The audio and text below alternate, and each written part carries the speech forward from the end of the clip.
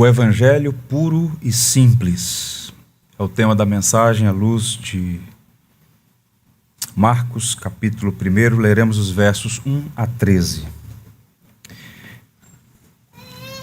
Diz assim a palavra de Deus. Princípio do Evangelho de Jesus Cristo, Filho de Deus, conforme está escrito na profecia de Isaías. Eis aí envio diante da tua face o meu mensageiro, o qual preparará o teu caminho. Voz do que clama no deserto: preparai o caminho do Senhor, endireitai as suas veredas.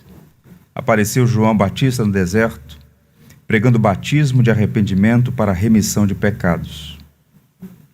Saíam a ter com ele toda a província da Judéia e todos os habitantes de Jerusalém, e confessando os seus pecados eram batizados por ele no Rio Jordão.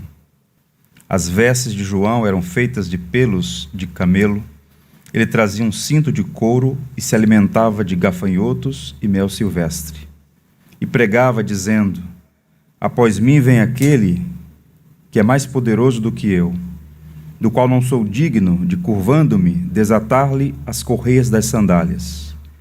Eu vos tenho batizado com água, ele, porém, vos batizará com o Espírito Santo.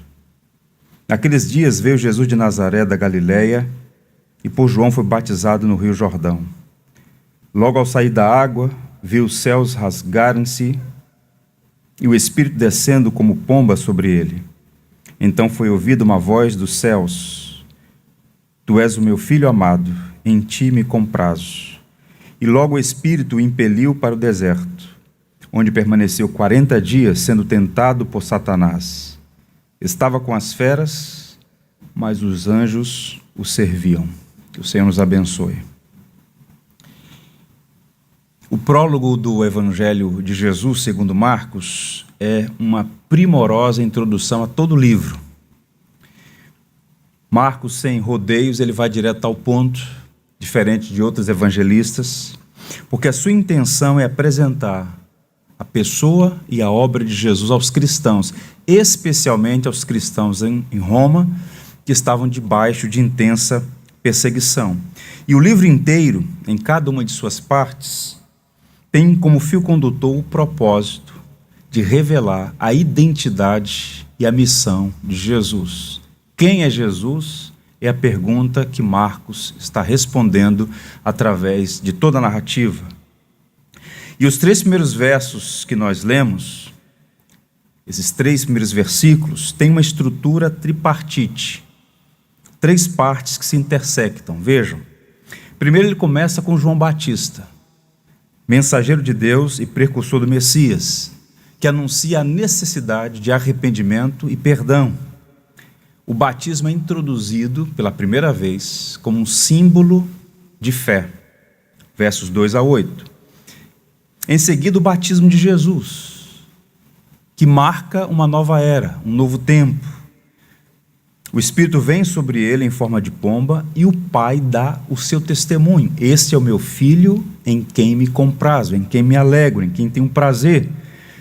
Portanto, vejam, Marcos reúne a Trindade no prólogo do seu Evangelho. O batismo de Jesus é o credenciamento público para o início do seu ministério. Versos 9 a 11. E por fim, a tentação de Jesus. O Filho de Deus assume a nossa natureza e torna-se o novo Adão. O segundo Adão foi derrotado. O primeiro Adão foi derrotado no jardim.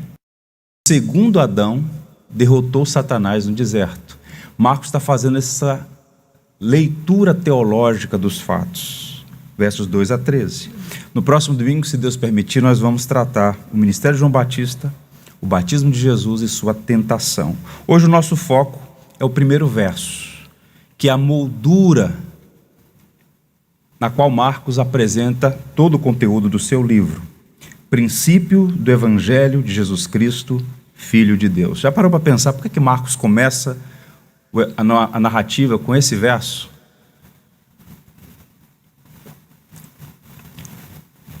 É uma passagem de alta densidade teológica. Há gloriosas verdades nessa passagem. Observem que são apenas 6 palavras. muito bem selecionadas. Marcos apresenta Jesus e a sua missão nessas 6 palavras. E ele exibe uma espécie de roteiro da graça, a partir do qual ele vai desenvolver o seu raciocínio sobre quem é Jesus e qual é a sua missão. Ele faz de imediato aqui uma confissão de fé. Começa com uma palavra importante: princípio. Princípio é a primeira palavra que ele usa. E Marcos, como um escritor talentoso, ele selecionou essa palavra-chave para abrir o seu livro por algumas razões. Qual é essa palavra? O que ela significa? A palavra grega aí é arquê. E ela é usada na literatura grega em 2 sentidos. Pode significar primeiro na ordem sequencial temporal. O que significa isso? Um exemplo. Pense numa manchete. Alguns vão gostar, outros não. O Internacional é o arquirrival do Flamengo na corrida pelo título do Campeonato Brasileiro. Arquirrival. Arquê é a palavra. A mensagem por trás dessa suposta manchete é que o Internacional é o principal, o primeiro obstáculo ao título. Essa palavra arquê era usada nesse sentido. Principal. Primeiro. Marcos, no entanto, usa a palavra arquê com outro sentido, com sentido de origem, raiz, princípio.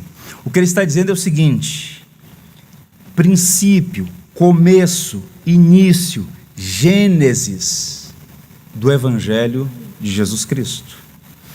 James Edwards, um erudito do Novo Testamento, nos ajuda a entender essa passagem.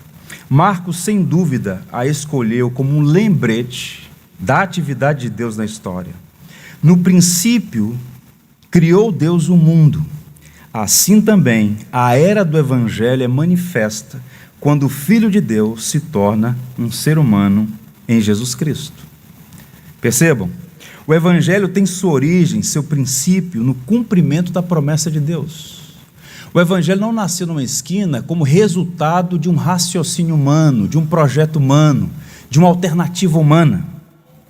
Marcos está afirmando, desde o primeiro momento, ele está se dirigindo à igreja em Roma, o coração do império, que o princípio do Evangelho, o começo, a origem, está no próprio Deus. Essa palavra é a mesma palavra empregada no primeiro versículo da Bíblia, Gênesis 1, verso 1. No princípio criou Deus os céus e a terra. O mesmo Deus que no princípio criou os céus e a terra, deu origem a uma nova era, um novo começo, uma nova história, um novo Gênesis. E Marcos introduz esse livro sobre a pessoa e obra de Cristo, afirmando a origem do Evangelho, a gênese do Evangelho. A introdução de Jesus na história é algo mais glorioso do que a primeira criação, pois Deus está fazendo algo mais extraordinário do que a própria criação em si. Quando a gente olha o quadro todo, o que é que nós sabemos? Tudo que Deus criou era bom. E quando ele criou o homem à sua imagem e semelhança, ele disse que era muito bom. Mas a criação foi maculada pela queda. Não pegou Deus de surpresa, mas o fato é que a queda maculou a criação. E Deus prometeu redenção através de uma pessoa, nascido de mulher. Aquele que esmagaria a cabeça da serpente, está lá no proto-evangelho, Gênesis capítulo 3, quando Deus promete pela primeira vez. E todo o Antigo Testamento é uma metanarrativa desse processo, dessa história da redenção que o próprio Deus está colocando em prática.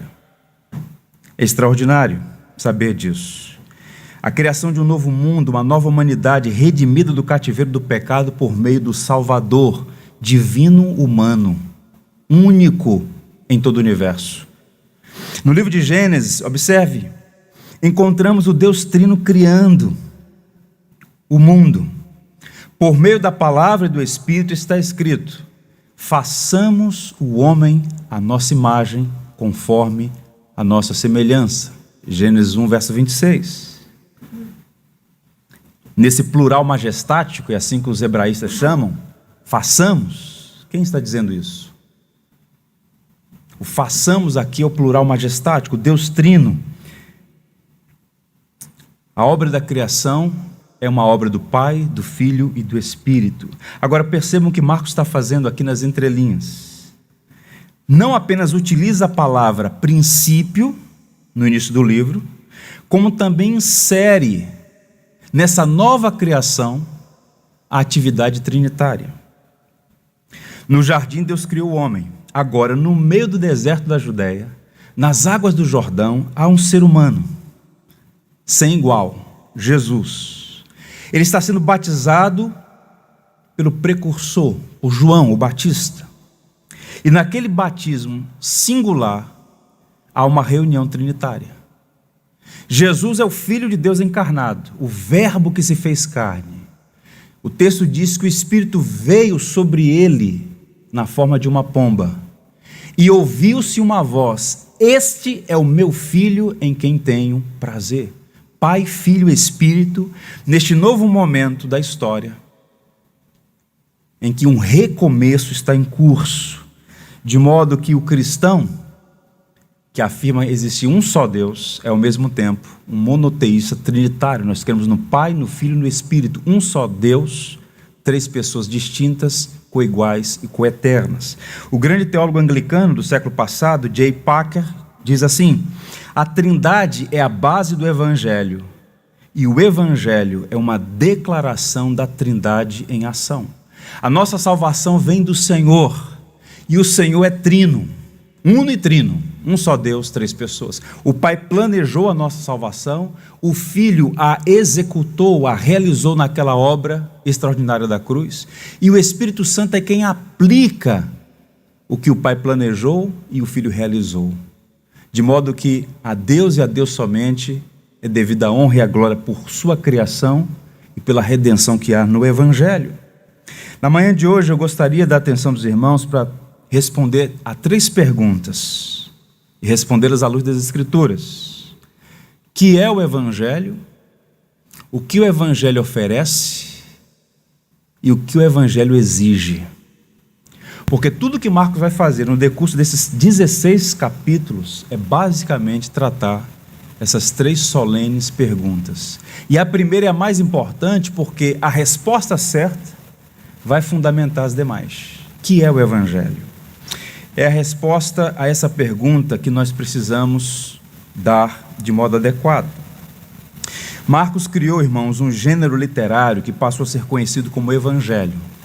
Se você pegar, por exemplo, um livro de introdução bíblica sobre os gêneros literários do Novo Testamento, você tem um livro de história, Atos, você tem um livro de profecia, Apocalipse, você tem epístolas e os evangelhos. Há um novo gênero, o gênero é Evangelho. Isso é inaugurado com Marcos. Pois bem, ele faz algo diferente de tudo que havia sido escrito até então. Não é uma biografia de Jesus, mas uma narrativa sobre a sua identidade e missão a partir dos sermões, dos ensinos e das obras, dos eventos realizados no seu ministério. Na forma verbal, o termo evangelho significa proclamação. Evangelho é proclamação. Na forma substantiva, a ideia é de uma boa notícia. E eu queria mostrar para vocês como no mundo antigo essa palavra era usada e como, a partir de Jesus, essa palavra é redefinida e ela se torna a palavra mais cara, mais preciosa da história. Doce Evangelho. Do ponto de vista histórico e linguístico, o termo evangelion, tanto no Antigo Testamento quanto na literatura grega, era usada para relatar uma vitória no campo de batalha ou para a proclamação de um ato político que seria recebido com grande alegria pelo povo e, por isso, boas notícias. 2 exemplos, um na Bíblia e um extra-bíblico. Quando os filisteus, por exemplo, no Antigo Testamento, na versão grega, Septuaginta, isso está lá, a mesma palavra, quando os filisteus derrotaram os hebreus, naquela batalha triste onde Saul é derrotado, morto, decapitado, um dia triste para Israel. Quando os vencedores daquela batalha vão para o território filisteu, eles mandam um emissário, e a narrativa de 1 Samuel é a seguinte: cortaram a cabeça a Saul e o despojaram das suas armas, enviaram mensageiros pela terra dos filisteus, em redor, a levar as boas novas à casa dos seus ídolos e entre o povo. A palavra boas novas aqui é evangelion. É a ideia de comunicar uma notícia que seria boa para aqueles que a receberiam, no caso, os filisteus, inimigos de Israel. O historiador romano Suetônio, em uma obra clássica chamada A Vida dos 12 Césares, afirma que no ano 9 antes de Cristo, por conta das comemorações de aniversário do imperador César Augusto, foram festejadas, essas celebrações foram recebidas como sendo um evangelho, pois seu aniversário, abre aspas, assinalava o início das boas novas para o mundo. Portanto, no mundo antigo, no ambiente onde Marcos está escrevendo, essa palavra estava restrita a dimensões políticas e militares. Então era para relatar uma vitória no campo de batalha, ou então um ato político para dizer, olha, tem uma boa notícia para vocês. Só que a partir da obra de Cristo, essa palavra vai ser ressignificada e vai tomar uma importância sem paralelo na história. Um autor disse assim: o termo grego evangelion tinha um tom alegre, pois estava associado à proclamação de um comunicado político ou de uma vitória militar que resultaria em benefício para as pessoas. Agora, há uma diferença que faz toda a diferença na narrativa, porque é interessante notar que no mundo greco-romano essa palavra sempre, invariavelmente, sempre aparece no plural, com o sentido de uma notícia entre outras. Os dois casos que eu usei aqui, por exemplo, podem ser aplicados isso. Quando os filisteus anunciaram a morte de Saul, a vitória deles, era uma notícia entre outras notícias. Quando os romanos celebraram o aniversário de César Augusto como um evangelho, era uma boa notícia para eles, entre outras. No caso do evangelho, no Novo Testamento, essa palavra evangelho sempre aparece no singular. O evangelho é o anúncio da boa notícia. A boa notícia, singular. Deus em Cristo salva o pecador.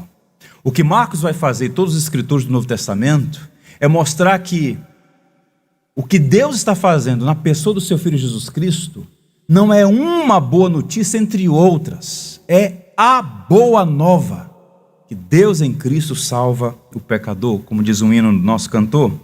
William Hendrickson, um catedrático da língua grega, examinando essa passagem, disse assim: o evangelho é a mensagem de salvação endereçada ao mundo perdido em pecado, e a parte mais importante dessa boa nova não é o que nós devemos fazer, mas sim o que Deus fez em Cristo. Isso faz toda a diferença. Não é o caminho pela metade. Não é o discurso, Deus fez sua parte, agora faça a sua.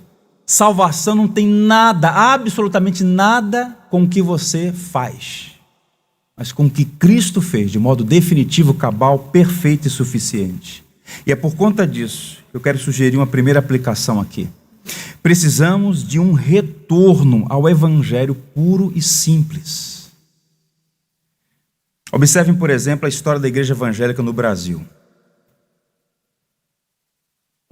As primeiras incursões se deram nos séculos XVI e XVII. Primeiro com os calvinistas franceses, aqui no Rio de Janeiro, numa colônia francesa, aqui na Baía da Guanabara, a França Antártica, sob o governo de Villegagnon. 14 missionários foram enviados de Genebra para cá. Primeiro culto protestante, primeira celebração da ceia no rito reformado, feita no século XVI. Essa obra não foi para frente. Os franceses foram derrotados aqui, na Baía da Guanabara, na fundação da cidade do Rio de Janeiro. Isso é história. No século XVII, com os reformados holandeses, sobretudo no Nordeste, ficaram aqui por algum tempo, quando o Brasil era, por 40 anos, foi uma colônia da Espanha. Século XVIII, o tempo mais sombrio para a igreja no Brasil. Não há registro da presença evangélica no século XVIII. Era proibido a entrada de protestantes no Brasil. Mas no século XIX, há mudanças internacionais. Napoleão dominando a Europa, a corte portuguesa vindo para o Brasil, 1808. Em 1810 é feito um decreto por parte de Dom João VI, a abertura dos portos às nações amigas. E Portugal tinha uma nação amiga, não tão amiga assim, mas era dita amiga. Os ingleses começaram a chegar para cá. E os ingleses, na sua maioria, eram protestantes. Então foi dado essa iniciativa. Os ingleses aqui, norte, sudeste, e luteranos no sul. Mas era um protestantismo de migração, por circunstâncias. Tinham seus cultos, mas não tinham propósito, nem podiam fazer evangelização. Mas a partir do meados do século XIX, começa então um movimento de evangelização, com os anglicanos, congregacionais, com o médico Robert Calley, presbiterianos, metodistas e batistas. Então a igreja começa, éramos poucos, mas crescemos. E o termo evangélico no século XIX, que foi preferido em detrimento da palavra protestante, para evitar conflitos com o catolicismo no Brasil, nesse sentido que evangélico era usado, para classificar protestantes como sendo um povo que abraçou o evangelho, que não negociava o fundamento. E qual é o fundamento? Você não é salvo por o que faz, você é salvo pelo que Cristo fez. Evangélico, que abraça o evangelho. Uma palavra cunhada no contexto da reforma protestante no século XVI. No entanto, percebam, esse início glorioso, meados do século XIX, início do século XX, você pega, por exemplo, os documentos que os primeiros batistas produziram, a Confissão de Fé de New Hampshire, tantas outras. Isso estava documentado, mas nas 3 últimas décadas sofremos um triste processo de empobrecimento doutrinal, moral e espiritual. Foge ao escopo da mensagem, entrar nos pormenores, identificar as razões, basta dizer o seguinte: foi uma lenta erosão que gradualmente demoliu o edifício da fé evangélica no Brasil. Muitos dos que frequentam as igrejas demonstram dificuldade para responder essa pergunta basilar: que é o evangelho? Se caísse no Enem seria reprovado. Que as respostas são, via de regra, erradas ou parcialmente verdadeiras. As crianças eram catequizadas, instruídas desde a mais tenra infância a saber o básico, que é o evangelho. A criança memorizava, dizia e dava o endereço do fundamento bíblico. Foi feita uma pesquisa nos seminários, principais seminários dos Estados Unidos da América. Boa parte dos seminaristas, futuros pastores, não responderam adequadamente a essa pergunta. Particularmente, como pastor, tenho ouvido respostas das mais variadas. Vejamos, o evangelho não é um testemunho pessoal. O que Deus tem feito em sua vida pode eventualmente edificar outras pessoas. Seu testemunho pode ser útil para falar do evangelho a seus amigos, você contar o que Deus fez em sua vida, isso é maravilhoso e é preciso que façamos isso. Testemunhar o que Deus tem feito em nossa vida, mas esse testemunho não é necessariamente o evangelho. Dar testemunho não é evangelismo. O evangelho não é sobre você. Evangelismo é a proclamação do evangelho. O evangelho é sobre a pessoa e obra de Jesus Cristo. Segundo, afirmar que Deus ama a todas as pessoas e quer fazê-las felizes não é proclamar o evangelho. Isso é bonito, é agradável, mas não é o evangelho. Dizer que Deus tem um plano maravilhoso para a vida das pessoas, essas afirmações não são o evangelho. Charles Finney, embora muitos não ouçam, não saibam muita informação sobre esse homem é um dos responsáveis por essa mudança na chave da evangelização a partir do século XIX. Um exemplo, em 1800 anos de história do cristianismo, 1800 anos de história do cristianismo, nunca não há registro de pregadores chamando pessoas à frente depois de uma pregação. Não há registro disso. Isso começa com Charles Finney. Porque, na sua leitura, o indivíduo que ouve a pregação, ele tem o poder de mudar a própria história, baseada numa decisão. Houve uma inversão total e completa. E essas ideias mudaram o quadro, tanto nos Estados Unidos da América quanto no Brasil. E o evangelismo, que é a proclamação do evangelho, foi sucateado, em alguma medida. Evangelizar não é alargar a porta é estreita. Não é a habilidade de quem prega, não é a altura da voz que converte o coração de uma pessoa. Só Cristo pode remover o coração de pedra e dar um novo coração. Só Deus muda a natureza humana. Só Deus diz para o morto: saia daí. Os meios é Deus quem estabelece. É preciso que haja pregação do evangelho, mas não é a habilidade do pregador. E essas coisas foram mudadas, lamentavelmente. Alguns respondem: o evangelho é sobre o perdão dos pecados? Sim, Cristo perdoa os pecados. O que seria de mim e de você se Cristo não perdoasse os nossos pecados? Outros dizem: o evangelho é o que dá sentido à vida? Sim, o evangelho reorganiza a nossa história, a nossa vida. No entanto, o perdão, a alegria, ter sentido para a vida, essas coisas todas não são o evangelho, são as consequências do evangelho. Portanto, a pergunta permanece: o que é o evangelho? O evangelho, irmãos, é uma mensagem muito bem definida na Bíblia. Uma sugestão de leitura para os irmãos na tarde de hoje: leiam os sermões registrados no livro de Atos, começando por capítulo 2 de Atos. Todos os apóstolos que pregaram no livro de Atos, eles definiram o evangelho. E o evangelho é definido nos seguintes termos: Jesus nasceu e viveu uma vida perfeita e sem pecado. Ele morreu uma morte expiatória na cruz, mas para a nossa justificação, Deus o ressuscitou dos mortos. Ele foi assunto aos céus, coroado Rei da Glória, instalado como sumo sacerdote, que através da sua intercessão por nós nos sustenta na jornada da fé, até o dia em que Ele voltará em glória para manifestar e consumar o seu reino. O evangelho diz respeito à pessoa e à obra de Cristo: encarnação, morte, ressurreição, ascensão, coroação, retorno triunfal.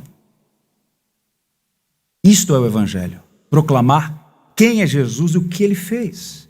O evangelho, repito, reitero, é sobre Jesus crucificado e ressurreto. O evangelho é o estandarte da graça e da misericórdia de Deus em favor dos homens. Entenda então, portanto, o evangelho não é um aditivo para viver uma vida melhor.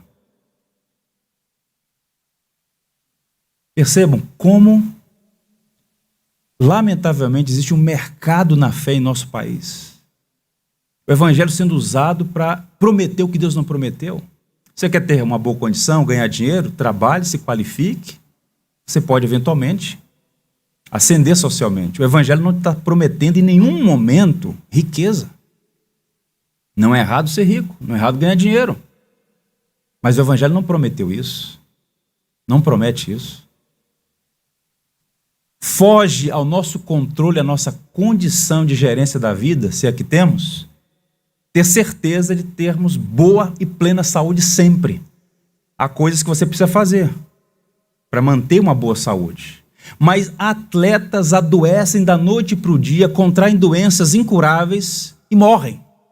O evangelho nunca prometeu saúde total e plena nessa vida. Isso não é um projeto, uma proposta, uma promessa do evangelho. O evangelho é Deus vindo ao nosso encontro para nos trazer de volta para Ele. E prometendo que todos os dias da nossa vida, desse lado da existência, Ele estaria conosco, como de fato está. E que em toda e qualquer circunstância, a sua graça seria suficiente.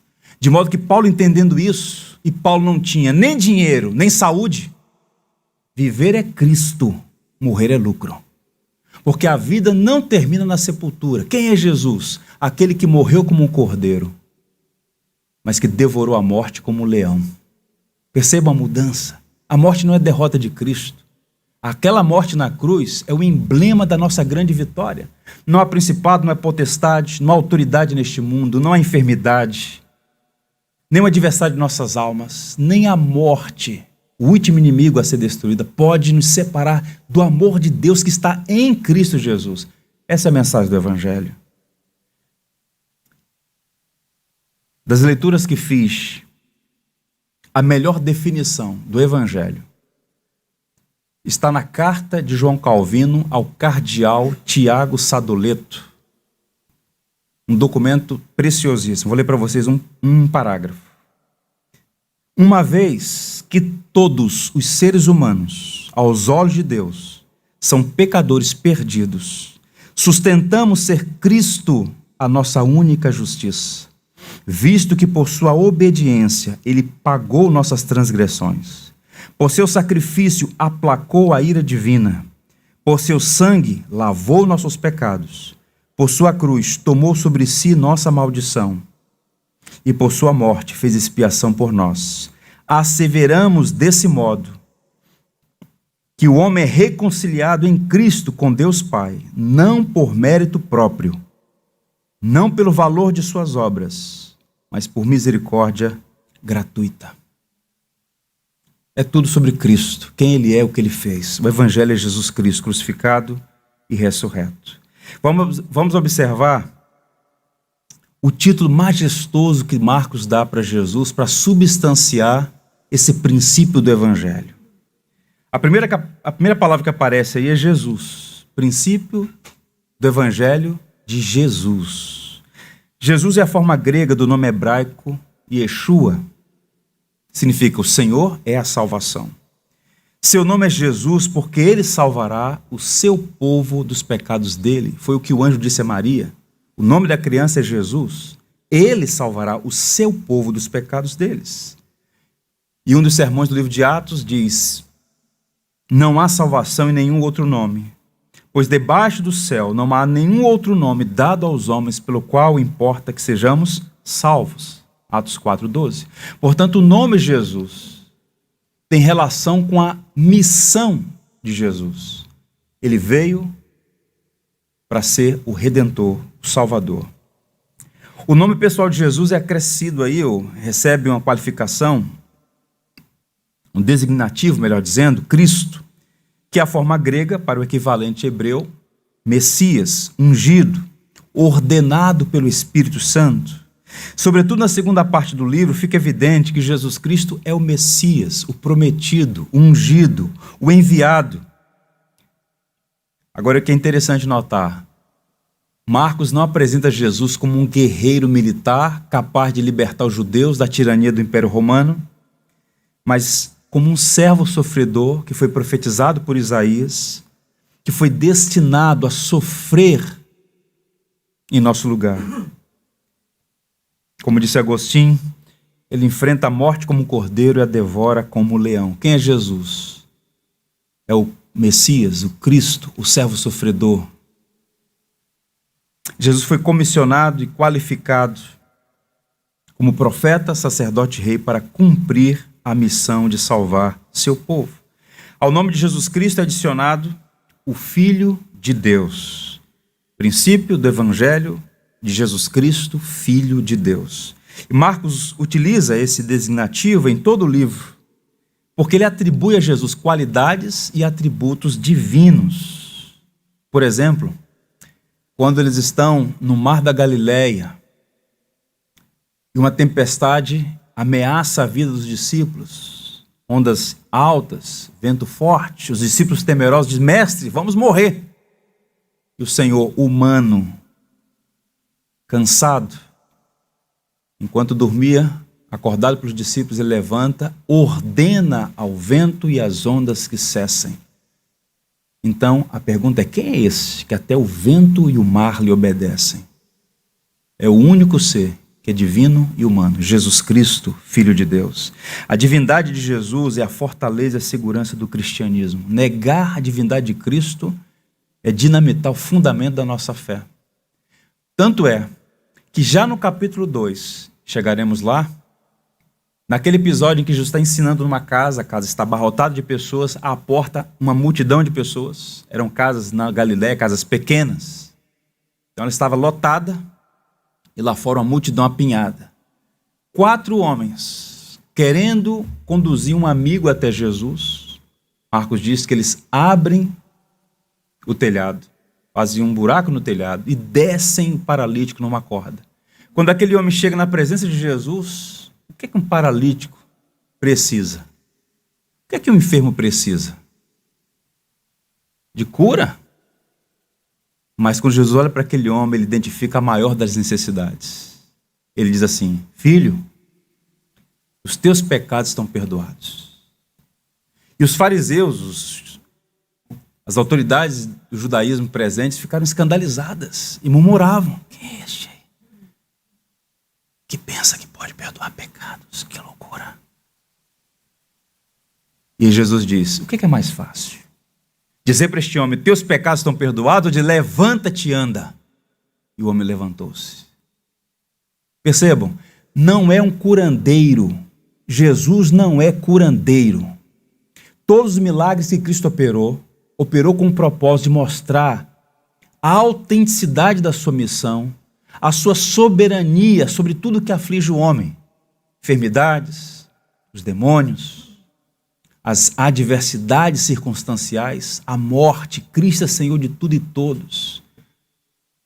E aquele homem, Jesus, Filho de Deus, Jesus Cristo, Filho de Deus, perdoou o pecado, os pecados daquele homem e também curou daquela enfermidade. Olha o que diz mais uma vez esse professor James Edwards: o Filho de Deus é um título mais completo para a pessoa e missão de Jesus que Messias, e é o título de primeira ordem para Jesus dado por Marcos, a primeira artéria do Evangelho. Tanto é que em algum momento, quando Jesus tem, entre outros embates com os fariseus perguntam: diz logo abertamente se tu és o Filho de Deus, se tu és o Messias. E então Jesus disse: eu já afirmei que eu sou, mas vocês não creem porque vocês não são das minhas ovelhas. E digo mais: se vocês não crerem que eu sou, vocês morrerão nos seus pecados. Em outras palavras, negar a divindade de Cristo implica em perder a própria salvação. Só é salvo quem reconhece Jesus Cristo como Filho de Deus. Como aquele centurião romano: verdadeiramente este homem é o Filho de Deus, disse ele. Bem, o evangelho puro e simples que devemos preservar, pregar, amar, está resumido na primeira carta de Paulo aos Coríntios, no capítulo 15, versos 1 a 4. Vejam aí o resumo de tudo. Irmãos, disse Paulo aos Coríntios, venho lembrar-vos o evangelho que vos anunciei, o qual recebestes e no qual ainda perseverais. Por ele também sois salvos, se retiverdes a palavra tal como vos-la preguei, a menos que tenhais crido em vão. Antes de tudo, vos entreguei o que também recebi, eis o evangelho. Que Cristo morreu pelos nossos pecados, segundo as Escrituras, e que foi sepultado e ressuscitou ao terceiro dia, segundo as Escrituras. E este verso é precioso porque Paulo está se dirigindo a uma igreja, dizendo: eu quero lembrá-los o que eu já preguei. A repetição é a quinta essência do ensino. E dos desvios da igreja evangélica no Brasil, um dos motivos e uma das razões foi o equívoco de pensar que quando o indivíduo recebe o evangelho pela primeira vez, entende a mensagem do evangelho, abraça Cristo como seu salvador, aquilo foi uma vacina de dose única. Ah, já entendi tudo. Agora o evangelho é para quem não conhece Jesus. Meu amigo, você precisa do evangelho todo dia e o dia todo.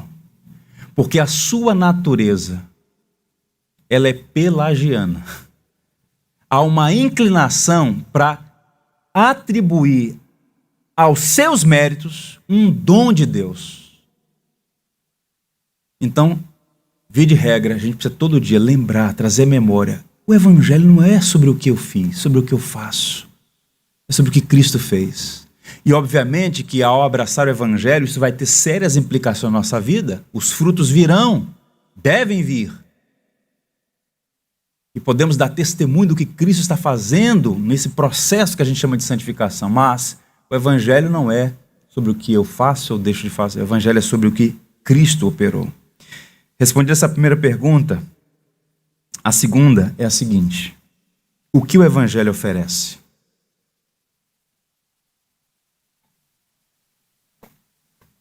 Marcos é um livro evangelístico.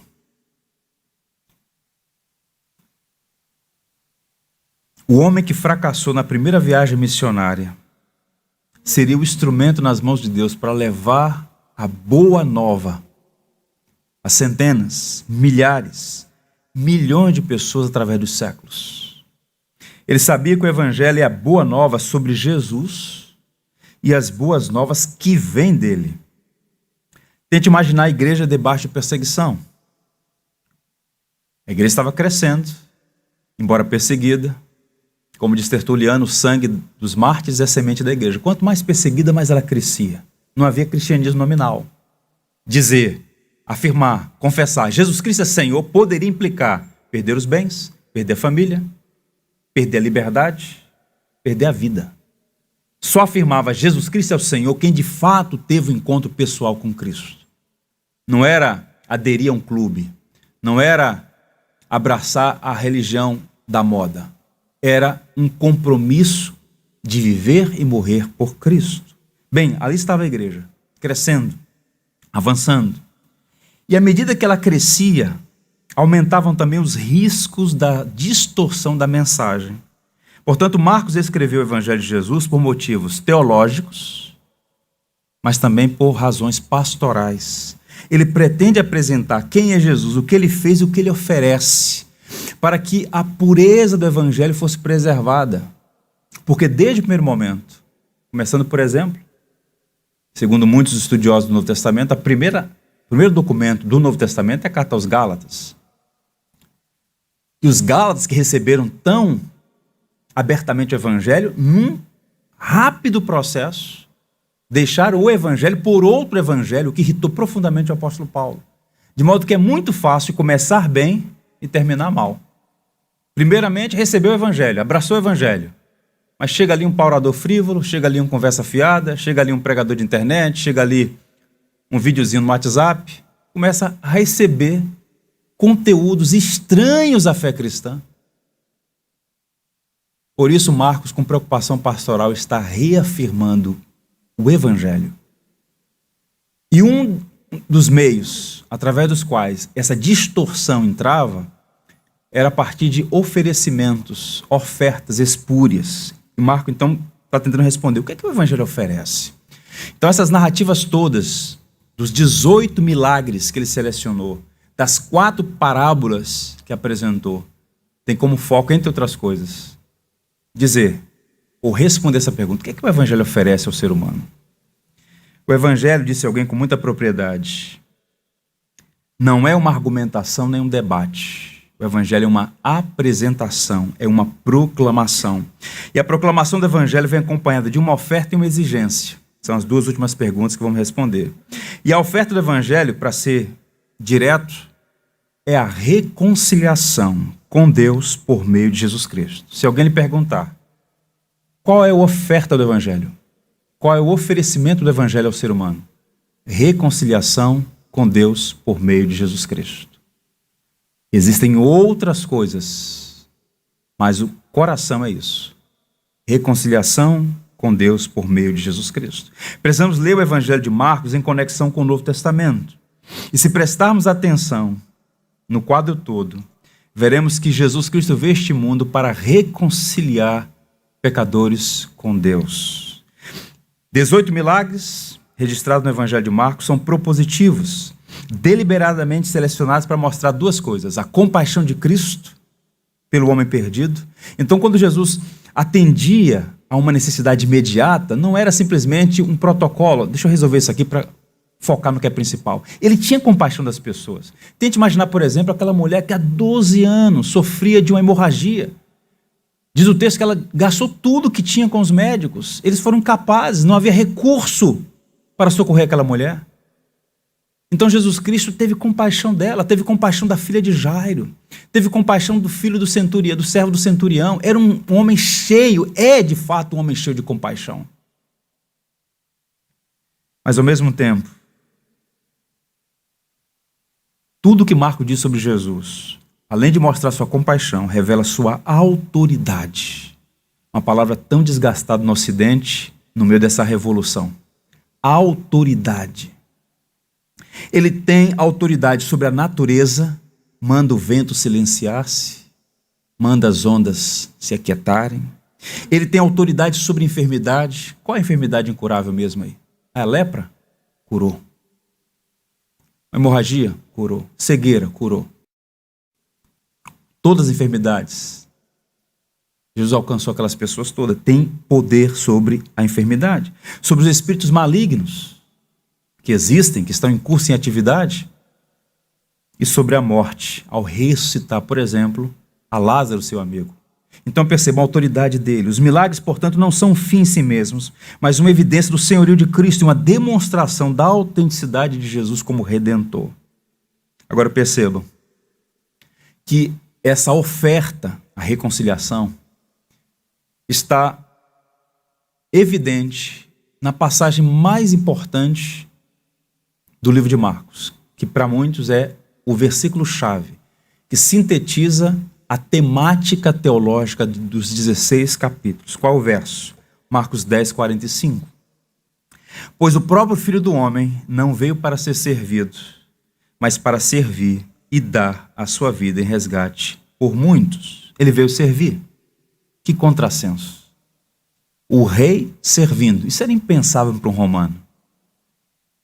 Até mesmo para os próprios judeus daquela época, os discípulos de Jesus estavam sempre discutindo quem é o maior, quem é o melhor. Tinha até uma senhora que pediu: Senhor Jesus, no teu reino, eu te peço, coloca meu filho uma à direita e uma à esquerda. A ânsia por grandeza, por poder, por preeminência, isso está sempre no ser humano. O ser humano tem sede de culto. E Jesus ressignifica tudo, porque ele é o rei da glória, que de nada ou ninguém precisa, mas decide, voluntário e livremente, vir a este mundo, torna-se humano num ato de humilhação voluntária, torna-se servo, torna-se obediente à lei, obediente até a morte, e a pior das mortes, a morte de cruz. E no exercício do seu ministério, ele demonstrou essa humildade que os gregos desprezavam. Aristóteles dizia que a humildade é um vício abominável. Os gregos não viam a humildade como virtude. Humildade torna-se uma virtude com o cristianismo. Quando Jesus afirmou que ele é humilde e manso de coração. Humildade. O que é humildade? Não é falar errado, não é vestir mal. Humildade é servir as pessoas com a motivação certa, querendo o bem das pessoas. E Cristo estava sempre servindo, e o ato icônico desse serviço foi ele lavando os pés dos discípulos, ajoelhando-se e lavando os pés dos discípulos. O servo sofredor que redefine o conceito de grandeza, lavando os pés dos discípulos. No entanto, o foco de seu ministério era a cruz. Ele veio para servir e dar a sua vida em resgate de muito. Observe agora o verbo dar e o substantivo resgate. Ele se entregou naquela cruz. Não foi uma morte, um serviço, uma obra à revelia, circunstancial, um plano B. Ele escolheu se dar, ele se doou como sacrifício por nós, para que fôssemos resgatados. E essa palavra resgate é uma palavra forte. Um biblicista alemão chamado Deisemer, ele diz: quando qualquer pessoa ouvia a palavra grega luton, resgate, era natural pensar-se no dinheiro para a alforria de escravos. A escravidão não começa com os europeus no século 13, 14, 15, 16. A escravidão é tão antiga quanto o ser humano. E por várias razões, nos processos mais variados, lamentavelmente, seres humanos escravizaram outros. E no mundo antigo, havia uma maneira de alforriar, de libertar um escravo, mediante pagamento de um preço. Então, quando alguém ouvia essa palavra luton, resgate, qual é o pagamento? Qual é o preço do resgate? Essa é a ideia. O que nos impressiona é que Deus enviou seu Filho a este mundo para nos resgatar, nos libertar de uma tirania incomparavelmente maior do que simplesmente ter alguns direitos civis cerceados. Nós estávamos escravizados por 3 forças das quais jamais poderiam nos libertar. Escravos da nossa própria natureza, o pecado habita em você. E você não pode se libertar por sua força.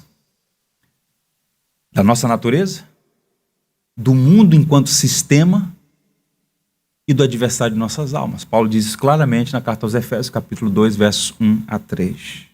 Agora veja que Pedro, que é o mentor, o pai da fé, a fonte das memórias que Marcos está registrando, 1 Pedro 1, versos 18 a 19. Sabendo que não foi mediante coisas corruptíveis como prata ou ouro que fostes resgatados do vosso fútil procedimento, que vossos pais vos legaram, mas pelo precioso sangue, como de cordeiro, sem defeito e sem mácula, o sangue de Cristo.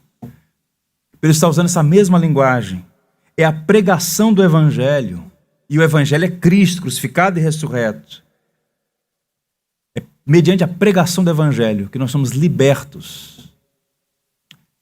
Ele não os comprou com o sangue do seu próprio Filho. Não foi com coisas perecíveis, como prata e ouro. Portanto, o Evangelho é a proclamação da morte de Cristo como sacrifício penal vicário para que fôssemos reconciliados com Deus. E o perdão é uma bênção decorrente do Evangelho, é uma dádiva do Evangelho. Vejam, por exemplo, o belíssimo hino do cantor cristão, o hino 60, uma das estrofes diz: ó perdoados por Jesus, alegres adorai, o Deus de paz, o Deus de luz. O autor do hino convidando a igreja a louvar com alegria, porque o que é uma igreja? É uma comunidade de perdoados, de redimidos, de libertos. E qual foi o preço? O Evangelho. A boa notícia é que foi Deus que providenciou o pagamento. E o pagamento não foi uma barra de ouro, o pagamento não foi um lote de prata, o pagamento foi o sangue do seu próprio Filho, conhecido agora, diz Pedro no ato subsequente, mas planejado antes da fundação do mundo. Aplicações. Meus irmãos, o perdão é necessário, porque o pecado levantou uma barreira entre Deus e o homem. O indivíduo pode ouvir uma mensagem como essa e dizer: quem precisa de perdão? Sou um homem justo, amo minha família, pago meus impostos. Perdão, no Ocidente secularizado, parece que é uma fraseologia antiga da igreja para controlar as pessoas. Não precisa de perdão. Os judeus, que se ufanavam de serem melhores do que os gentios, disseram a Jesus: nós nunca fomos escravos. Olha que mentira. Nós nunca fomos escravos de ninguém. E aí Jesus disse: vocês são escravos. Todo aquele que pratica o pecado é escravo do pecado. De modo que não há um ser humano que possa dizer: eu não preciso de perdão. Na verdade, só houve um. Cumpriu a lei perfeitamente, amou a Deus e ao próximo com a si mesmo, Jesus. Fora isso, todos pecaram e destituídos estão da glória de Deus. De modo que o pecado, este céu de bronze que se interpõe entre nós e Deus, é a barreira que foi erguida e que de fato nos aliena de Deus. Primeiro, e antes de tudo, o pecado quebrou nosso relacionamento com Deus. Por consequência, fomos separados de Deus, a fonte de toda a vida, de todo bem e de toda beleza. E o escândalo do Evangelho é que a iniciativa da reconciliação não partiu do ofensor, mas do ofendido. Não foi o homem que disse: bem, nós ofendemos a Deus, agora vamos buscar reconciliação. O homem, por natureza, jamais daria um passo na direção de Deus. A corrupção foi radical, foi nas raízes mais profundas do ser humano. Deus, olhando e vendo que o homem não poderia vir a ele, Deus foi ao encontro do homem, na pessoa do seu Filho. O Evangelho não é o homem indo a Deus, é Deus vindo ao encontro do homem. Essa é a boa notícia. Deus foi ao seu encontro. Olha a história da sua conversão. Como é que você foi alcançado pelo Evangelho? Faz uma leitura histórica. Não foi simplesmente porque você nasceu naquela ou nessa família que você está inserido. Não foi simplesmente porque um amigo falou a você do Evangelho. Essas coisas são meios. Mas no fundo, Você foi salvo porque Deus te procurou. O Senhor te chama. É a narrativa que os discípulos disseram para aquele cego. O Senhor te chama. E de fato ele nos chamou para si. Paulo diz assim: ora, tudo provém de Deus, que nos reconciliou consigo mesmo por meio de Cristo e nos deu o ministério da reconciliação. Tudo provém de quem, gente? De Deus. E observe o verbo, que nos reconciliou. Nós somos passivos no processo. Outra aplicação: o perdão pavimenta o caminho de um novo relacionamento com Deus. Temos um novo relacionamento. Continuamos numa condição de pecadores. João diz que quem não tiver pecado é mentiroso. Quem disser que não tem pecado, a verdade não está com essa pessoa. Mas qual é a diferença? O perdão que nós recebemos, o perdão que flui do Calvário, quando abraçamos a Cristo como nosso Senhor e Salvador, pavimenta um novo caminho de relacionamento com Deus. Fomos reconciliados.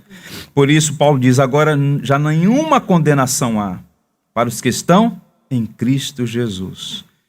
Por meio da confissão sincera e verdadeira, fomos perdoados, restaurados. Uma última aplicação: o perdão é uma bênção que alivia a alma do peso da culpa. Que coisa terrível é a culpa. E a medicina já está muito bem documentada sobre as implicações da culpa sobre o corpo humano. Muita gente enferma por culpa.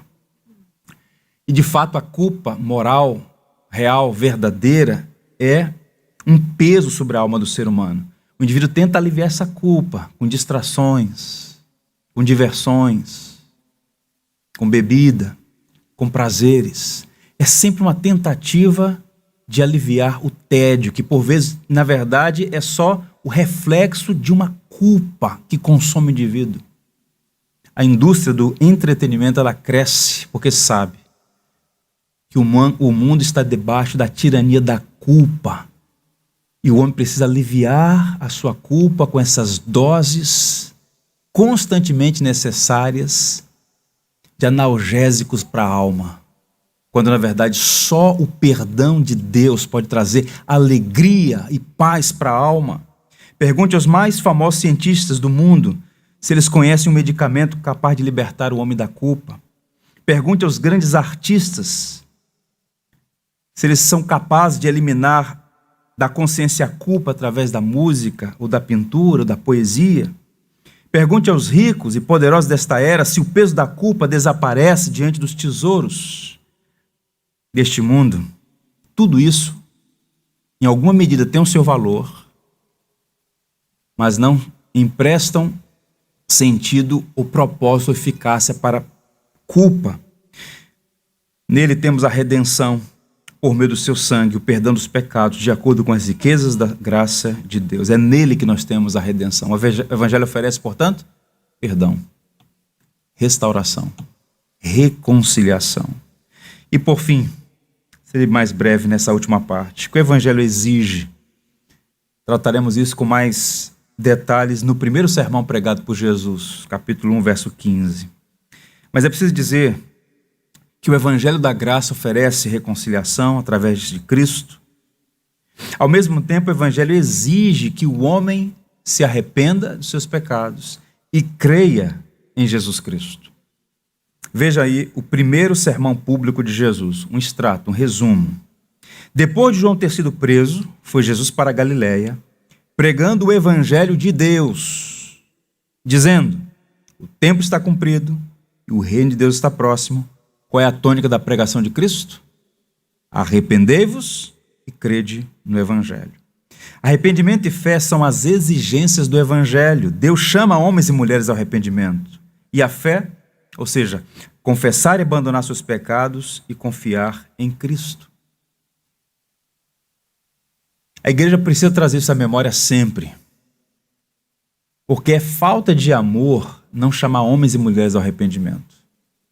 Nós temos que ter bom senso, temos que ter tato. Pregar a verdade não é ser arrogante, não é ser belicoso, mas é preciso chamar homens e mulheres ao arrependimento. Sabe aquele amigo seu do trabalho, aquela amiga lá do condomínio, está no meio de uma crise conjugal, problemas com os filhos, uma enfermidade? Essas coisas todas de fato são reais e terríveis.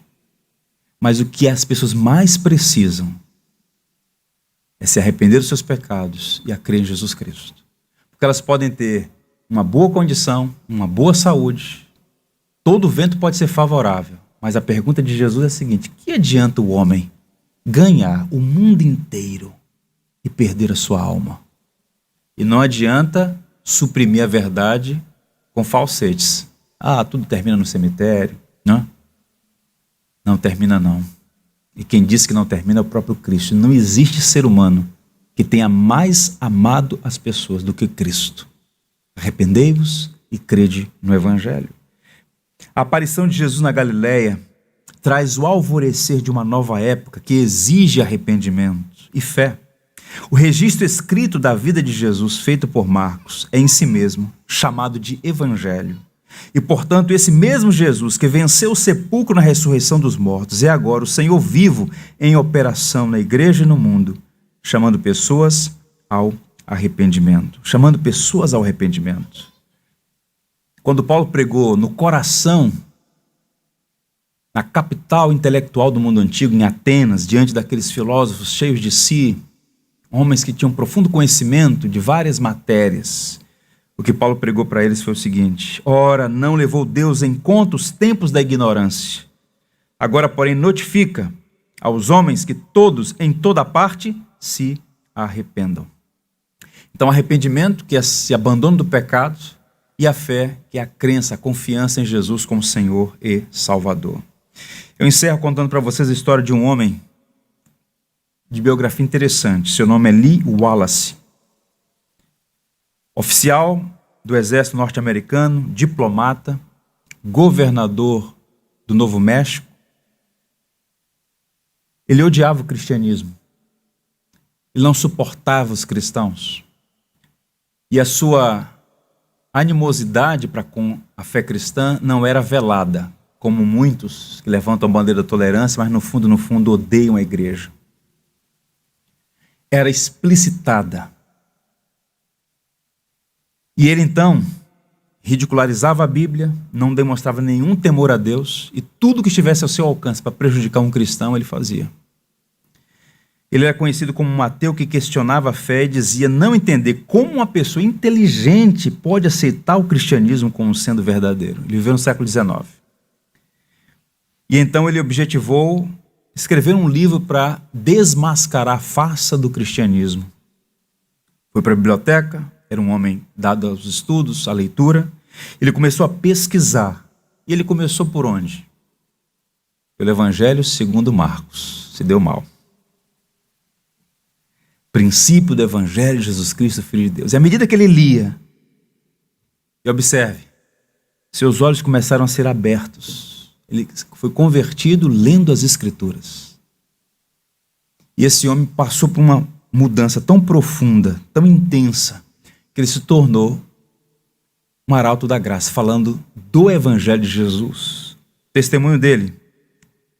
Comecei a escrever um livro para provar que Jesus Cristo nunca existiu. E quando me dei conta, estava provando que ele de fato existiu. Tal convicção tornou-se em mim certeza absoluta. Ao estudar seu caráter, não tive mais dúvida ser ele o Filho de Deus. E assim abri totalmente meu coração a ele. A palavra de Deus é verdadeira e nos conduz a Cristo. Passou a amar o Senhor e ter alegria no Evangelho. E vejam como são as coisas. Tal como Marcos, que fracassou no início, o Senhor fez dele um notável instrumento, o Wallace, livro, está aí, publicado em 1880, Ben-Hur, um conto do Evangelho. E esse livro extraordinário fala sobre o Evangelho, não a linguagem poética, mas fala sobre o Evangelho. E esse livro foi adaptado para o cinema e à época ganhou 11 estatuetas do Oscar. Uma obra-prima, Ben-Hur. Então percebam, muitas pessoas foram alcançadas pelo Evangelho, lendo essa obra, ou por vezes assistindo o filme Ben-Hur, que é um clássico do cinema. A conversão de Lee Wallace e tantas outras na história só foi possível porque houve um começo, uma origem, um princípio do Evangelho de Jesus Cristo, Filho de Deus. É sobre isso que Marcos vai tratar nos 16 capítulos deste precioso tesouro. Que Deus nos abençoe. E a Cristo a honra, a glória e o louvor. Amém? Quero convidá-los. Por tudo que tens feito, por tudo que vais fazer, por tuas promessas e tudo que és, eu quero te agradecer com todo o meu ser. Te agradeço, meu Senhor. Te agradeço, meu Senhor. Te agradeço por me libertar e salvar, por ter morrido em meu lugar. Te agradeço, Jesus, te agradeço. Eu te agradeço, te agradeço por tudo que tens feito, por tudo que vais fazer, por tuas promessas e tudo que és. Eu quero te agradecer com todo o meu ser. E aí? Te agradeço, meu Senhor. Te agradeço, meu Senhor. Te agradeço por me libertar e salvar, por ter morrido em meu lugar. Te agradeço,